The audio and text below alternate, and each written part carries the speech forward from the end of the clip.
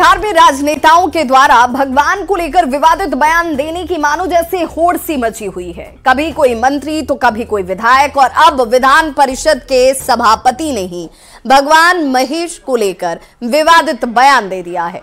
विधान परिषद के सभापति देवेश चंद्र ठाकुर पटना में एक निजी कार्यक्रम के दौरान ब्रह्मा, विष्णु और महेश का प्रसंग सुना रहे थे। इसी दौरान उन्होंने कहा कि भगवान महेश यानी कि शंकर भगवान विध्वंसक नेता और देवता हैं, इसीलिए उनसे पूरा समाज और देश डरता है और यही वजह है कि उनकी मूर्ति सभी जगह आपको दिखाई देगी। जबकि ब्रह्मा सृष्टि के सृजन करता है और भगवान विष्णु जगत के पालक, फिर भी उनकी मूर्ति आपको कम ही जगहों पर नजर आती होगी।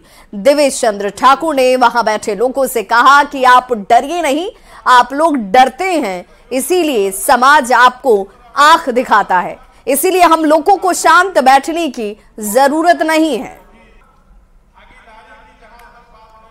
आपको याद रखिए, कभी अपने आप को कमजोर नहीं समझिए, और हम लोग कमजोर समझते हैं इसलिए समाज हम लोग को आंख दिखाता है। आपको मैं उदाहरण देता हूं और उदाहरण देके बाद खत्म करूंगा। आप याद रखिए, ब्रह्मा, विष्णु, महेश, हम लोग हमेशा नाम लेते हैं। पूरे धरती पर सबसे कम अगर आप प्रतिमा देखेंगे, मूर्तियां देखेंगे, तो ब्रह्मा की मूर्ति देखेंगे, इसलिए कि वो सृष्टि करता है। सृष्टि की रचना उन्होंने कर दी और वो जाके आप अपना आराम कर रहे हैं, चाहे कैलाश में हो, जहां आराम कर रहे हो। विष्णु जी हैं, वो संरक्षक हैं, उनसे भी कोई डरता नहीं, इसलिए कि वो संरक्षक है, वो संरक्षण करने में लगे हुए हैं, विध्वंसक नहीं है।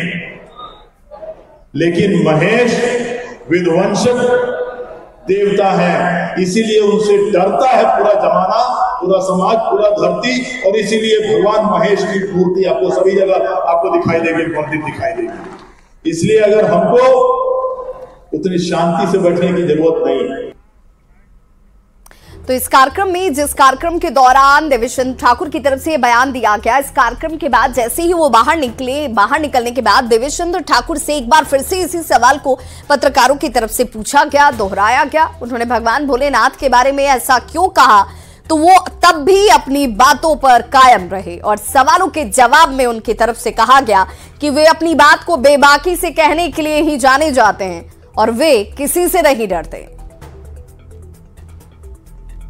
लोग मुझे जानते हैं, मैं स्पष्ट वक्ता हूँ, निर्भीक वक्ता हूँ, किसी के सामने मुझे कुछ भी कहने से कोई ये नहीं लगता। जो मेरी कन्विक्शन है, जो मेरी बातें, जिस बातों में विश्वास रखता हूँ, जिन विचारों में, निश्चित रूप से कहता हूँ। तो बिहार विधान परिषद के सभापति देवेश चंद्र ठाकुर के भगवान शिव पर दिए गए बयान के बाद अब सियासत इस पर गर्मा चुकी है। बीजेपी नेताओं ने जहां देवेश चंद्र ठाकुर के बहाने महागठबंधन सरकार पर जमकर निशाना साधा और तुष्टीकरण के लिए समाज में भेदभाव पैदा करने का आरोप लगाया, तो वहीं सत्ताधारी दलों के नेता देवेश चंद्र ठाकुर के बचाव में उतर गए। उनके बयान का गलत मतलब निकाले जाने की दलील तक दी जाने लगी। कोशिश की गई है, उन्हें विध्वंसकारी देवता बताया गया है, जबकि भगवान शंकर गरीबों के देवता हैं और एक लोटा जल से वो प्रसन्न होकर गरीबों का कल्याण करते हैं। आपने भगवान शंकर को नहीं अपमानित किया है, बल्कि गरीबों का अपमान किया है, और आने वाले चुनाव में गरीब इसका आपसे बदला लेंगे और अपनी वोट की चोट से आपको धूल धूसरित करेंगे और इंडी गठबंधन का एक खाता भी बिहार में नहीं खुलेगा। ये समाज को कलंकित करने की योजना पर इनका एक प्रकार से अगला प्रयोग है। लगातार अपने भाषणों से, अपने बोली से समाज को कलंकित करने का प्रयास ये लोग कर रहे हैं और इनके एजेंडे पर सिर्फ और सिर्फ हिंदू धर्म है, जिसको ये लगातार कमजोर करना चाहते हैं। आज जिस प्रकार की भाषा का प्रयोग देवेश जी ने किया है अलग अलग देवताओं के बारे में, ये चित्रण ये बताता है कि इन लोगों की मानसिकता दूषित हो गई है। इससे तो नहीं इनकार किया जा सकता कि एक अभियान चलाकर ब्राह्मणों को बदनाम करने की कोशिश की गई है इस समाज में, लेकिन इसका दुष्प्रभाव भी दिखने लगा है। कमजोर कोई भी वर्ग नहीं होता, ब्राह्मण भी कमजोर नहीं है, दलित भी कमजोर नहीं है। असली चीज ये है कि अपनी अस्मिता की लड़ाई लड़ता कौन है, अपने अधिकार की लड़ाई लड़ता कौन है। ब्राह्मणों को ये बात सोचनी होगी कि लड़ना तो पड़ेगा। ये तो आस्था का विषय है और भगवान पर और किसी भी देवी देवता पर कोई टिप्पणी अगर करता है तो उसका संदर्भ कुछ और रहता होगा, लेकिन हम तो ये आस्था और विश्वास का विषय है। और सब लोग देवों के देव महादेव की पूजा करते हैं, मानते हैं।